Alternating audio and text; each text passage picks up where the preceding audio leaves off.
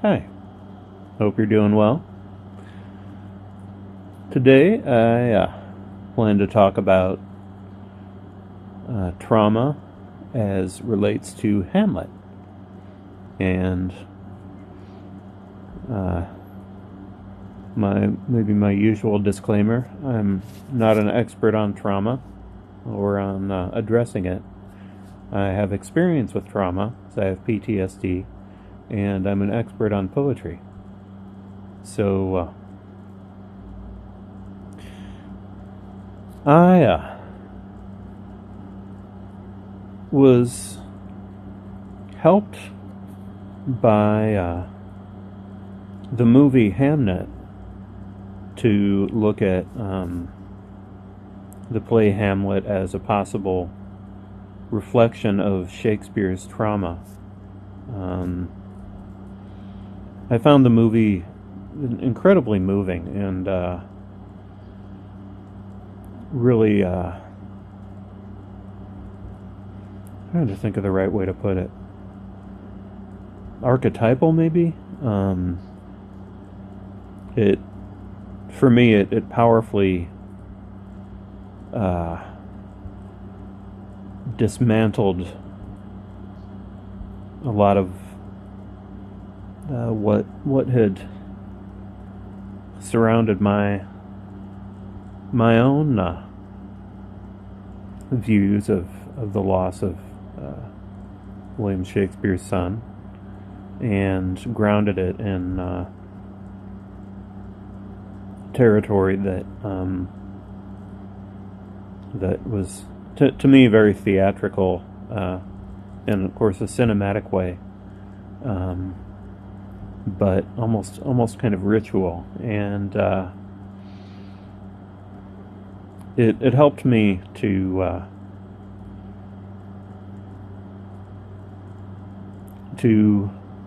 see that loss um, of the son, and the way that it happened, the suddenness of it, as a possibly terrible shock that maybe traumatized the father, William Shakespeare, to some degree, and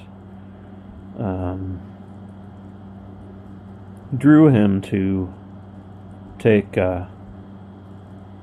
this old story of Amleth or Amlothi, and not just refashion it, as some of his plays could be said to refashion other stories, like Romeo and Juliet did with Romeus and Juliet, but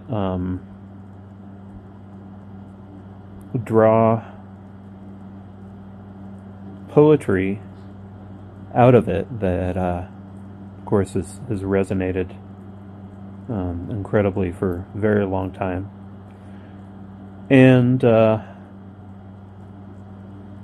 poetry that might be said to articulate subjective experience, a person's inner experience, in a way that had really never been done before, at least in Western culture, according to Western conventions.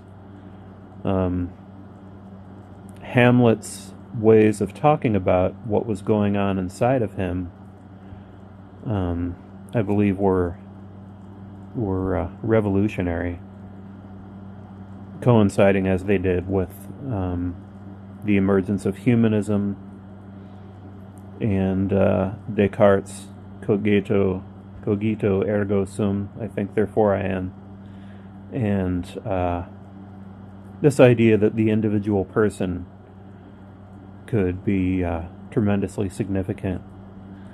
An idea that maybe wouldn't have happened or stuck without Hamlet. The loss of Hamlet, the son, Shakespeare's son, I believe, may have been profoundly, powerfully reflected in the play in a number of ways. And one of them I believe could be just how little Hamlet values his own life. Um, how he he seems driven or carried along in the play, to me anyway, uh, kind of listlessly. Even this goal of revenge that he's taken up from the ghost of his father um, seems kind of taken up by duty, and out of duty or obligation and inertia, me more than anything else, and his avoidance of intimacy,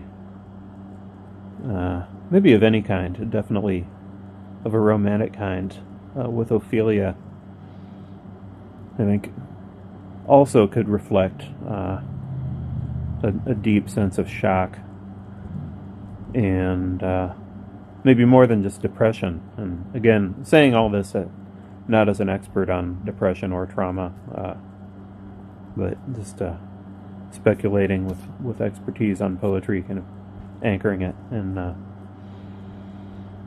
and I believe at least part of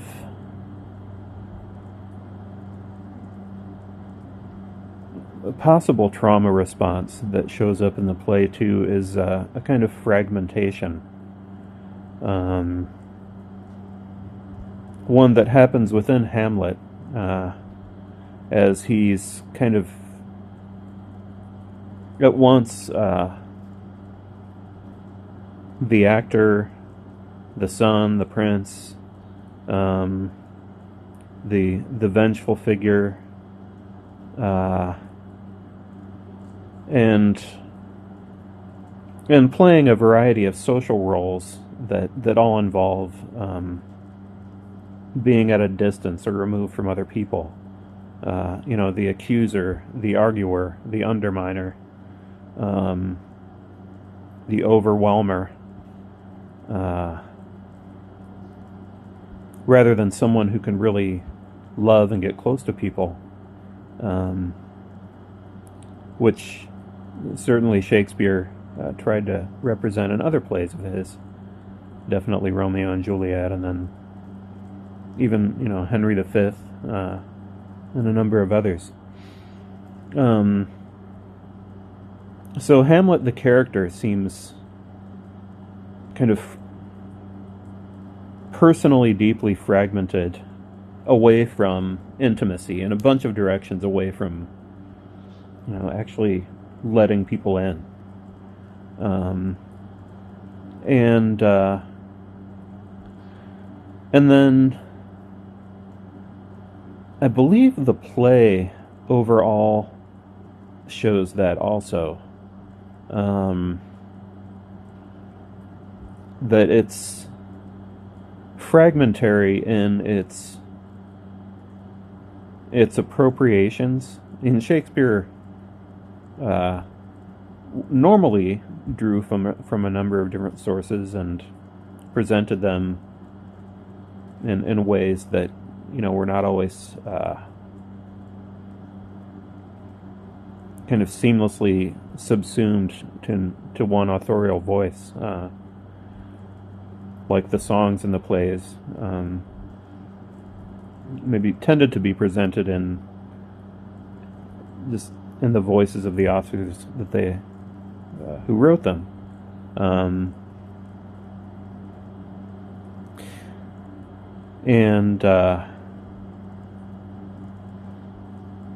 he to some extent wore his influences on his sleeve, but to me the play aggregates in ways that his other plays didn't so much. There's less unity to it, and I see that in the way or ways that the players within the play are handled. Um, they they come in and then sort of take over the play, and the the player king, the leader of the players, when he gives his soliloquy that Hamlet invites, really kind of makes a moment outside of time, or outside of the action of the play. It it doesn't necessarily work as part of the play's unity of action, part of the story, because it's too long for that, and it goes back to Homer and maybe other sources, and then the play that they put on, wherein to catch the conscience of the king, is also kind of jarring in itself, I believe, in relation to other parts of the play. The idea that this play would be what drew Claudius and Gertrude's guilt out into the open. Thank you. It's Meals on Wheels.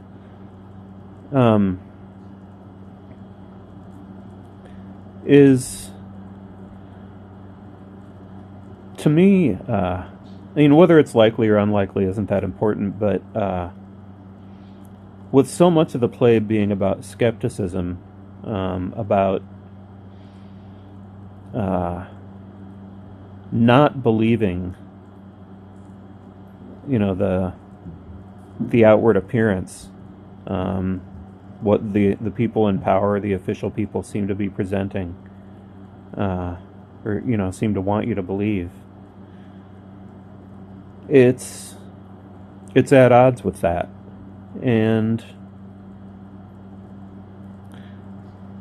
to me, those and other elements in the play show someone who, at depth, has really been knocked back, has maybe encountered a loss of faith, and is having to scramble to find it again. Can theater do for me what it used to do? Can my reading of classical literature do for me what it used to do? William Shakespeare, by then, being someone who had not been close to his family, as far as my own reading shows,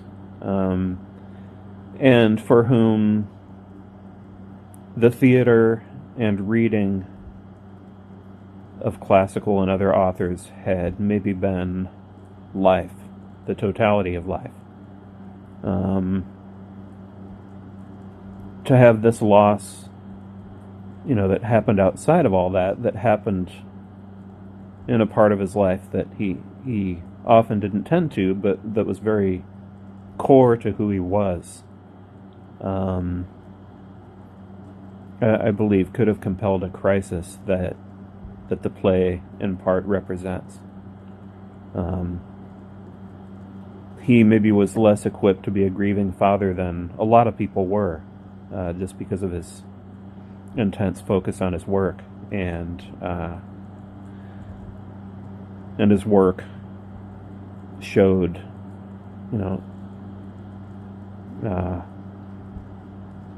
the wounds of that were overwhelming, maybe, and earth-shattering in some ways. And added to that,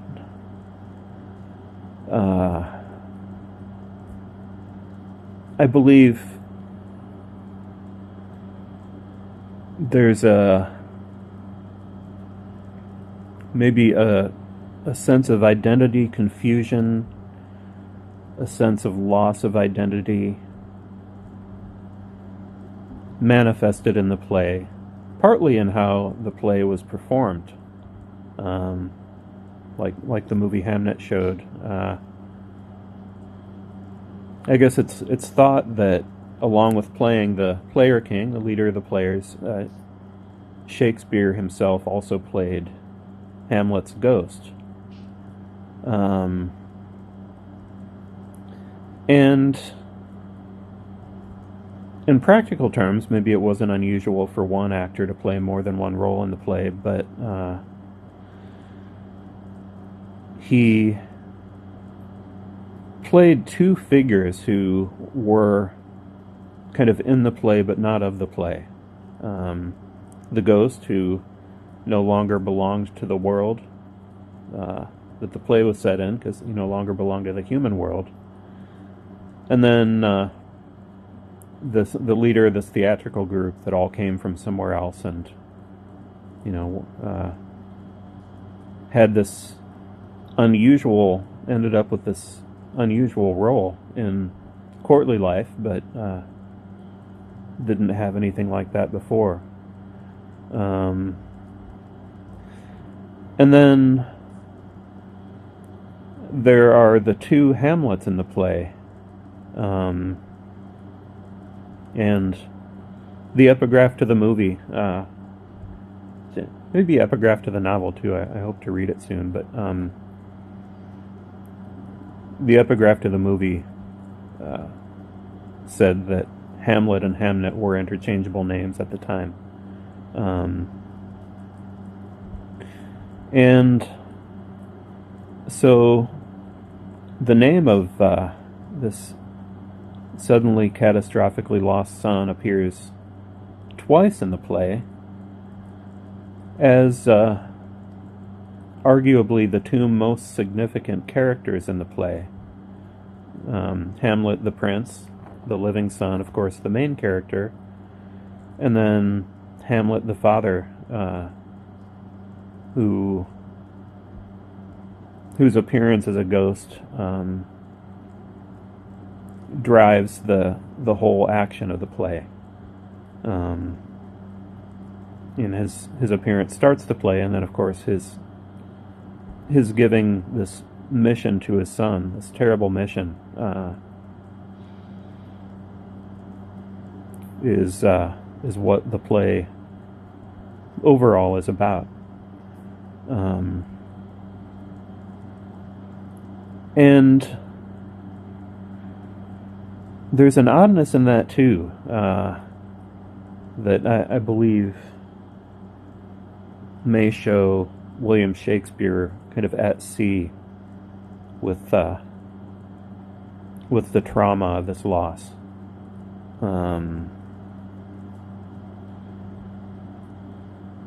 He had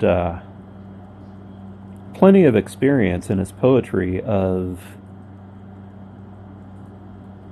showing in kind of an orderly way that someone was incredibly significant. He did that in sonnet after sonnet,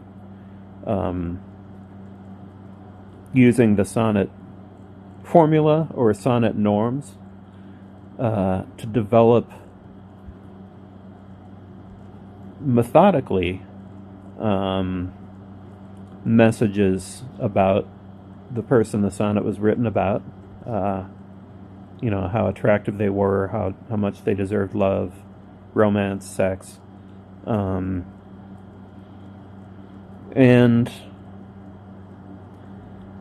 to some extent, I believe his plays did that too. Certainly Henry V, that seemed kind of driven by wanting to elevate this particular king and keep him as this kind of static, heroic figure. Did that from the outset of the play, that invocation to the muse. From there, throughout the play. And in kind of a villainizing way, he also did that with Richard II, I believe. making him this foregrounded figure of villainous power, methodically, starting out with him presenting himself in his villainy and kind of walking the audience through his terrible deeds by breaking the fourth wall, so to speak, addressing the audience, and then being given that pathos at the end with his confrontation of who he was, who he'd become. So if Shakespeare had been in a place to kind of reflect on the loss of his son, and write about it in a way that really said to the audience, this is somebody special to me who I've lost and who I'm grieving for, he could have done that. Instead, the presences of his son in the play, as these characters named Hamlet, were strange, jarring,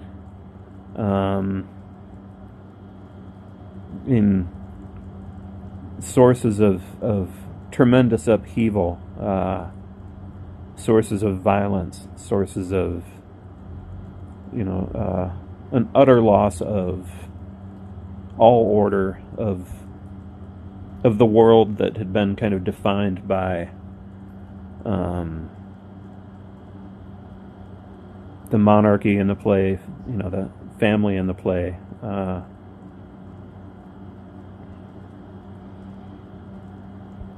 Hamlet or Hamnet within the play was kind of a figure of chaos, and to me that represents potentially someone who is not just grieving a loss, but traumatized by it, and undone by it, that depth. So, as always, just my opinion. I guess it's just me. Thanks.